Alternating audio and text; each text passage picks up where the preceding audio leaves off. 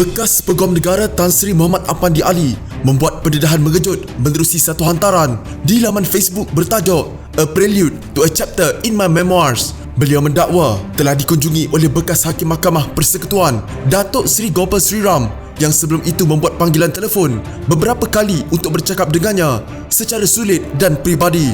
Apandi berkata, pada peringkat awal, Gopal Sri Ram telah mendesak beliau sebagai peguam negara ketika itu supaya membatalkan pembekuan akaun sebuah firma kerana peguam yang menggunakan khidmatnya perlu dibayar dan akaun tersebut digunakan untuk melunaskan bayaran.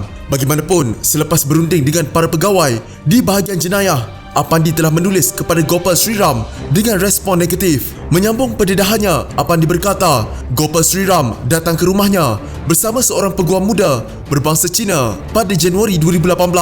Sebaik sahaja duduk, beliau bercakap panjang lebar tentang respon negatif berkaitan permohonan pembatalan pembekuan akaun itu dan Apandi menegaskan keputusan tersebut dibuat setelah meneliti secara mendalam dan dibincangkan di dalam kamar.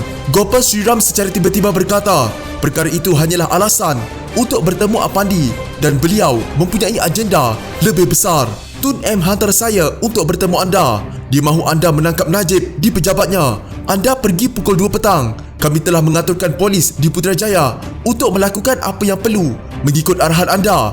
Kami juga telah mengatur seorang magistrat untuk mengeluarkan perintah reman apabila dia, Najib, dihadapkan di hadapannya. Sahabat, anda akan menjadi hero di mata rakyat dan anda akan menjadi peguam negara pertama menangkap Perdana Menteri. Jangan bimbang, kami telah mengatur rancangan. Apa yang saya perlu sekarang untuk anda bersetuju, katanya. Apandi berkata, beliau kemudiannya bertanya Gopal Sri Ram atas alasan apakah dia, Najib, sepatutnya ditangkap. Gopal Sri Ram berkata, orang di luar sana kecewa dan tidak gembira dan hakikat seorang peguam negara telah menangkap Najib tidak memerlukan sebarang alasan membuatkan mereka gembira.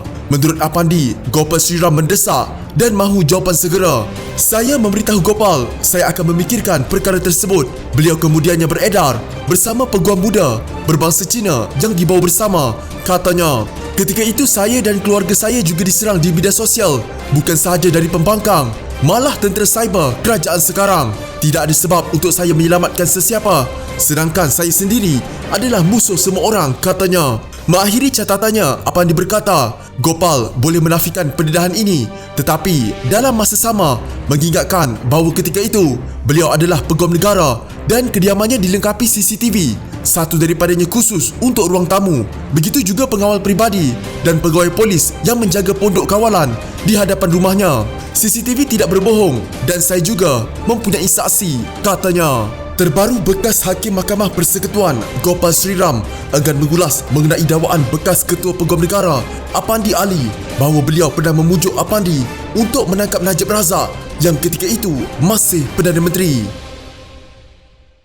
Jika anda mempunyai gejala seperti demam, batuk dan sesak nafas, jangan berlengah untuk terus ke klinik atau hospital bagi menjalani ujian saringan. Bersama kita tangani wabak COVID-19.